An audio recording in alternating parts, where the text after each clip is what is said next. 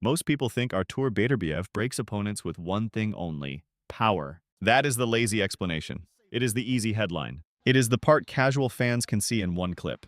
A short highlight, one violent exchange, one body shot, one right hand, one collapse, and the whole story becomes simple. People walk away thinking Beterbiev is just another brutal knockout machine. A dangerous puncher, yes. A frightening finisher, absolutely. But still just a puncher. That is where they miss the most important part. Because with Beterbiev, the knockout is usually the last chapter of the damage, not the first. The real collapse often begins long before the final shot lands. It begins in the feet. It begins in the breathing. It begins in the eyes. It begins in the moment an opponent starts realizing that every normal answer in his game is slowly being erased. That is why fighters do not just get knocked out by Beterbiev. They get broken by him. Not in the dramatic movie sense. Not in the cheap social media sense. In the real boxing sense. In the sense where a fighter walks into the ring with a complete system, a smart game plan, a tested jab, polished footwork, disciplined defense, years of habits built for high-level combat, and then, round by round, he starts feeling all of that turn unreliable. That is what makes Beterbiev terrifying. He does not only land hard punches, he creates an environment where those punches feel impossible to survive. And once you understand that, you stop seeing him as just a knockout artist. You start seeing him as something far more dangerous. A pressure specialist who attacks the body, the space, the rhythm, and the confidence of the man in front of him until the ending almost feels inevitable. The first thing that makes Beterbiev different is that his pressure is not reckless. A lot of big punchers are still gamblers. Even dangerous ones sometimes need chaos to become fully effective. They want the firefight. They want the panic exchange. They want the moment where both men abandon structure and the harder punch decides everything. That kind of pressure is scary, but it still gives you opportunities. If you stay calm, if you clinch at the right moment, if you angle out, if you make the other guy reset, you can often survive the storm and drag him into something more manageable. Beterbiev does not pressure like that. He pressures like a man who expects the fight to come to him on his terms. He is patient in a way that feels unnatural for someone with that level of power. He does not look like he is hunting a miracle. He looks like he is slowly closing a trap. His feet are under him. His stance is ready to punch at all times. His balance is there. His eyes stay calm. He does not give you that emotional overcommitment that a lot of aggressive punchers eventually reveal. He is not just trying to scare you. He is trying to organize the ring until your exits disappear. That distinction matters. Because when a fighter overchases, the man under pressure can still see escape. Maybe not easy escape, but escape. There is always a route somewhere. A pivot, a clinch, a long jab, a big circle to the open side, a stall, a hold, a reset. There are ugly ways to survive and restart. But Beterbiev is dangerous precisely because he makes survival feel temporary. He keeps walking in a way that tells you the next problem is already coming. And that changes how opponents think. The ring starts shrinking. That is one of the biggest hidden weapons in his entire style. People say O-ring cutting all the time in boxing, but most fans do not really stop and think about what it means when it is done at an elite level. Ring cutting is not simply walking forward. It is not just stepping left when the other guy steps right. At the highest level, ring cutting is psychological warfare through geography. You are telling the other man, with every subtle step, that the ring does not belong to him anymore. Beterbiev does this beautifully. He does not run after movement. He does not get greedy and lunge trying to catch a fast opponent with one huge moment. He shortens the options. He takes away the clean lane. He positions himself so the other man's movement stops being free movement and starts becoming survival movement. Those two things look similar from the outside, but they are completely different on the inside. Free movement is strategic. Survival movement is desperate. And once an opponent crosses from one into the other, the fight starts changing in Beterbiev's favor even before any dramatic exchange happens. You can see it in the body language. The opponent starts taking bigger circles. The feet stop planting with confidence. The jab gets thrown more as a shield than a weapon. The eyes begin checking where the ropes are. And that is exactly what Beterbiev wants. Because pressure is not only about landing. Pressure is about making the other man spend energy in ways he never wanted to spend it. It is about forcing decisions that cost more than they should. A retreating step becomes exhausting.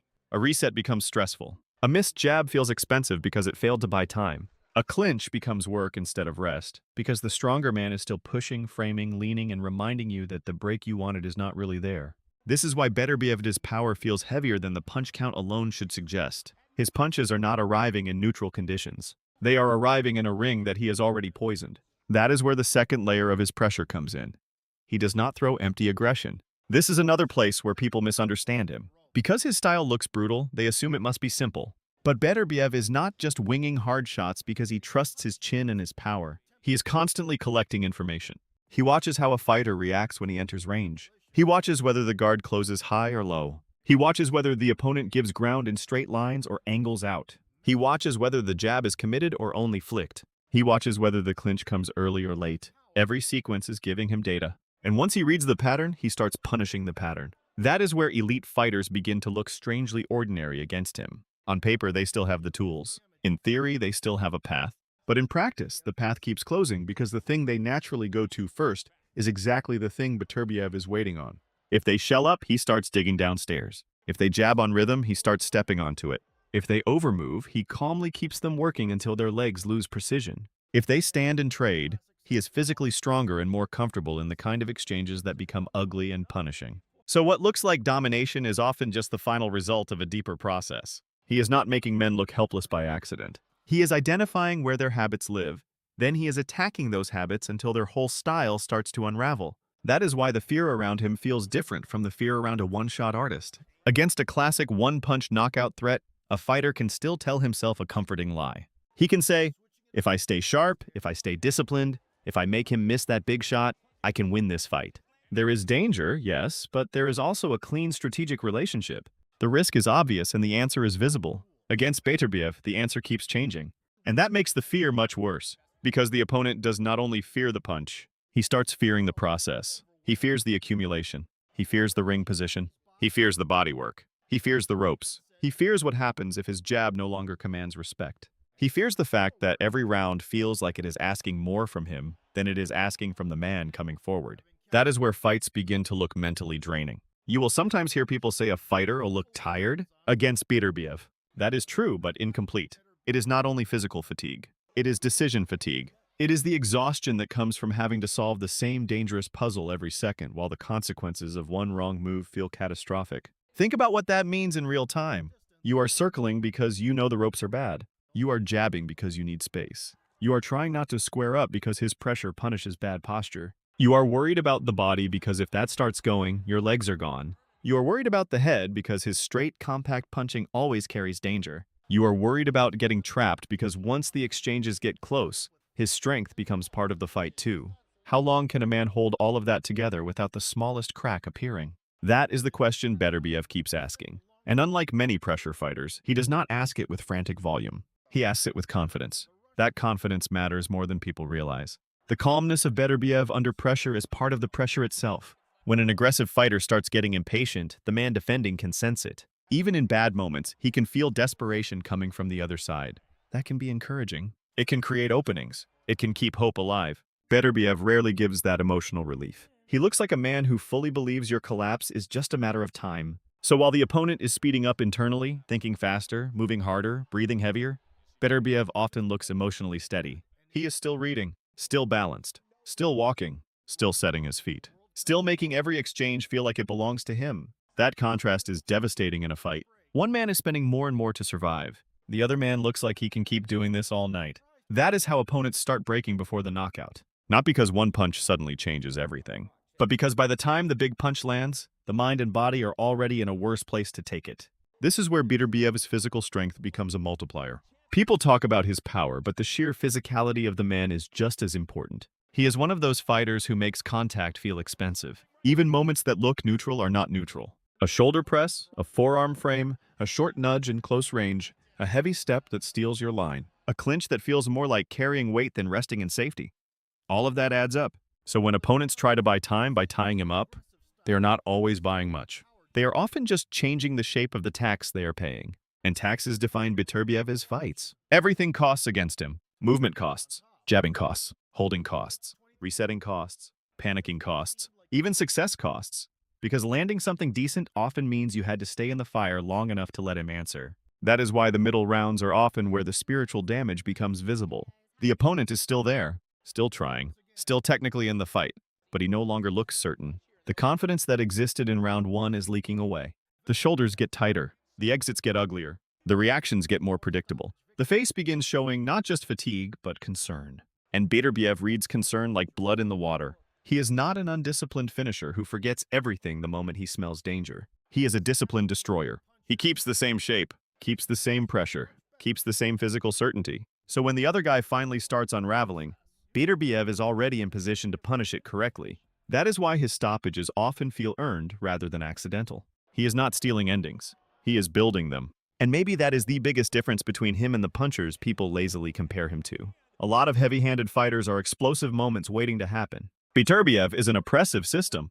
That system includes power, yes. But it also includes ring cutting, balance, patience, bodywork, discipline, physical strength, calmness, and an almost cruel ability to make high-level boxers feel like their normal solutions are slowly becoming useless. That is why elite fighters can enter the ring with real pedigree and still begin to look trapped. Not because they forgot how to box, but because they are being forced into a kind of fight where boxing skill alone no longer feels like protection. Once that happens, the final punch is almost secondary. The knockout gets the headline. The break happens earlier. And that is the real secret of Artur Beterbiev's pressure. He does not only beat fighters at the point of contact. He beats them in the space before it, in the mind before it, and in the doubt that grows every time another round ends with no clear escape in sight. By the time the crowd sees the finish, the work may have started 10 minutes earlier. That is what makes Beterbiev one of the scariest pressure fighters in modern boxing. Not just because he can hurt you, but because he can make you feel the fight slipping away before you even understand exactly when it began.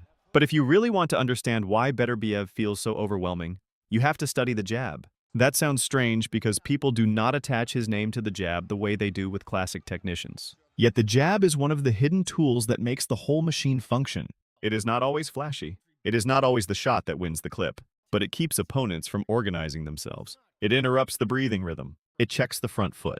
It gives Beterbiev a read on the distance and a read on the reaction. Sometimes he uses it to strike. Sometimes he uses it to touch. Sometimes he uses it to freeze. All three matter. When a pressure fighter can jab without losing the threat of the power behind it, the opponent has a problem. If he ignores the jab, he gives away space and timing. If he overreacts to the jab, he opens doors behind it. If he tries to out-jab Beterbiev, he risks exchanging where Beterbiev wants him to exchange. So the jab becomes a fork in the road. Either choice has pain attached to it. Then there is the body work, which might be the most underappreciated part of the whole style. Fans love headshots because headshots end fights dramatically. But body attacks are often what make Beterbiev's pace feel impossible to sustain against. Bodywork does not only hurt, it interrupts confidence. A boxer who suddenly feels every breath becoming expensive starts making different decisions. He exits earlier. He throws less. He stops planting on counters the same way. The energy that should have gone into offense gets redirected into preservation. That is where Beterbiev becomes so cruelly efficient. He is not chasing body shots because they look good. He is using them to damage the engine. Once the engine weakens, the footwork weakens. Once the footwork weakens, the ring becomes smaller. Once the ring becomes smaller, the pressure becomes heavier. Once the pressure becomes heavier, the headshots become easier to land clean. In other words, each layer feeds the next one. That is why people who only watch the final exchange misunderstand the whole architecture of the fight. They think the ending came from one big moment. But very often, the ending was being built by smaller moments no one bothered to count. The body shot that stole a little spring, the jab that disrupted the exit, the frame that made the clinch uncomfortable, the half step that closed the door towards center ring, the heavy glance off the guard that made the next defensive reaction slower. The pressure of all that accumulation is what separates Beterbiev from ordinary aggressors. And then there is the matter of composure. You almost never see him boxing emotionally. Even when he smells a weakness, he still looks like he is doing arithmetic. That matters because panic is contagious in a fight, but so is calm. If one fighter looks settled while the other begins to rush, everyone in the building can feel which man is more comfortable. Judges feel it. Corners feel it. Crowds feel it. Most importantly, the opponent feels it. That calm turns the pressure into something even more oppressive because it removes the sense that the danger might burn itself out.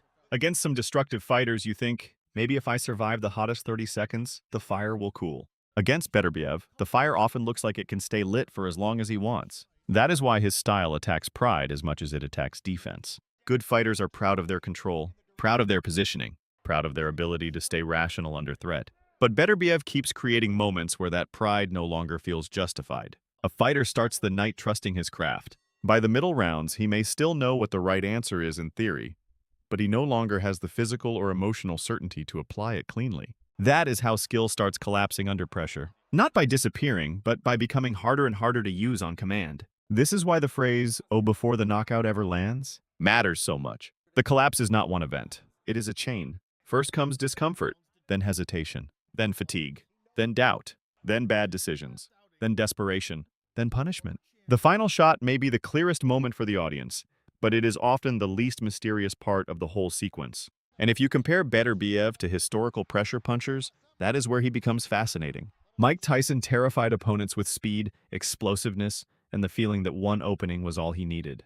Gennady Golovkin walked men down with a brutal balance of jab, pressure, and control. Beterbiev belongs in conversations like that not because he copies them, but because he combines elements of that fear in his own way. He has the density of a destroyer, the structure of a patient hunter, and the confidence of a man who does not need the fight to become messy before he wins it. That is also why he is so dangerous against boxers who rely on clean rhythm. Rhythm is comfort made visible. It is how a fighter tells himself, I know where the fight is. I know what comes next. I can keep steering this. Beterbiev attacks that sense of order. He does not always do it with speed. He often does it with presence, with weight, with timing, with the subtle, constant pressure of being in the right place to make every normal action feel slightly less safe. And a slightly less safe becomes huge over 12 rounds. A lot of elite boxing is not about dramatic differences. It is about tiny advantages repeated until they become overwhelming. Beterbiev understands that better than people give him credit for. He does not need to outbox an opponent in every second to control the fight. He just needs to make every second cost the other man a little more. By the end, that extra cost becomes the whole story. So yes, his knockout power is real. Yes, if he lands flush, people get hurt in a way few men in the sport can replicate. But reducing him to just that does not explain why smart, seasoned, disciplined opponents so often look spiritually drained before the finish. It does not explain why their exits get sloppier. It does not explain why their eyes lose certainty. It does not explain why the body language changes before the scoreboard changes. The answer is that Beterbiev is not just punishing mistakes. He is forcing the fight into a shape where mistakes become easier to make and harder to survive. That is elite pressure. That is elite violence. And that is why when the knockout finally comes, it often feels like the most obvious thing in the world, because by then the real breaking point happened rounds earlier. There is also a strategic cruelty to the way Beterbiev makes fighters choose between bad outcomes. Against him, there are very few neutral positions. If you stay long, he keeps walking and taking ground. If you stay mid-range, he has room to pressure behind the jab and heavy straight shots. If you stay close, he is physically stronger than almost everyone he faces and entirely comfortable making inside exchanges ugly. That leaves the opponent trying to live in transitions, and transitions are where tired fighters make the worst choices. That is another hidden feature of his style. He is brilliant at punishing moments between decisions. A fighter is not fully in or out, not fully set or gone, not fully ready to punch or ready to move. Those half seconds are where Beterbiev often gets his best work started because pressure is most destructive when it catches a man during uncertainty. And once uncertainty becomes the opponent, his normal state, the fight starts belonging to Beterbiev completely. You can even see it in how little wasted motion there is. Beterbiev is not theatrical. He does not perform menace. He carries menace. He does not need to show the audience how dangerous he is. The opponent already knows. That economy matters because it keeps him available for the next action. He is not making movements to impress. He is making movements to close, hit, trap, lean, and punish. Every motion has purpose, and purpose creates pressure that feels heavier than random aggression ever could. That efficiency also helps explain why his pressure ages well inside a fight. Some explosive punchers become less dangerous once the fight extends because they spend so much trying to create momentum early. Beterbiev's pressure is expensive for the other man, but often efficient for him. He is not emptying the tank with unnecessary chaos. He is making the opponent empty his tank while he stays organized. That is a terrifying asymmetry. If you are facing him, every round can feel like a bad investment. You spend too much just to remain alive in the fight, and the reward for all that effort is usually another round of the same pressure waiting for you. That is demoralizing at the highest level. It makes a man feel like his best moments are not moving the fight in a meaningful direction. And once a fighter starts believing his best is no longer enough, the finish is often only a matter of time. This is why corners can sound more desperate in Beterbiev fights than the scoreboard alone would suggest. A trainer may know his fighter is only down by a round or two, but he can still sense that the emotional shape of the fight is getting darker. He can see the feet slowing. He can see the exits getting narrow. He can see the breathing becoming heavier after even routine exchanges. He can see the confidence leaving the face. The score can still look manageable while the reality feels like a cliff edge. Beterbiev is one of those rare fighters who makes the score less important than the feeling. And in boxing, feeling often predicts the ending before the numbers do. That is part of what makes his pressure so fascinating from a technical standpoint. It is not reckless pressure. It is not blind pressure. It is not volume for the sake of volume. It is pressure with memory, pressure with positional understanding. Pressure that listens, pressure that records, pressure that asks a question, watches the answer, then asks it again in a harsher form. By the late stages of a fight, many opponents are no longer solving the original version of the problem. They are solving the damaged version of it while already tired, already doubtful, already slower. That is why Beterbiev's fights can feel like they are narrowing toward one conclusion even before the highlight comes. And if you step back, that may be the truest way to describe him. He narrows fights. He narrows the ring. He narrows the options. He narrows the confidence. He narrows the future of the man in front of him until the only thing left is damage. That is not just punching power. That is fight control of the most dangerous kind. So when people ask why Beterbiev seems to break opponents before the knockout ever lands, the answer is not mysterious. It is because he is doing damage in categories most fans do not measure. He is damaging comfort, damaging rhythm, damaging escape routes, damaging breath, damaging certainty, damaging pride. And by the time the punch everyone remembers finally lands, all of those invisible damages are already sitting underneath it, giving the blow a much worse place to land. That is why the finish looks so final, because the opponent is not only hurt, he is prepared to be hurt badly. And that is why Beterbiev remains one of the most frightening men in boxing. Not because he brings chaos, but because he can bring order to violence in a way that feels inescapable once it starts working. Plenty of fighters can scare you with one punch. Beterbiev scares you with the feeling that your whole game is being stripped away one layer at a time. Until when the knockout finally comes, it feels less like an accident of combat and more like the logical ending of a system you were never truly allowed to escape.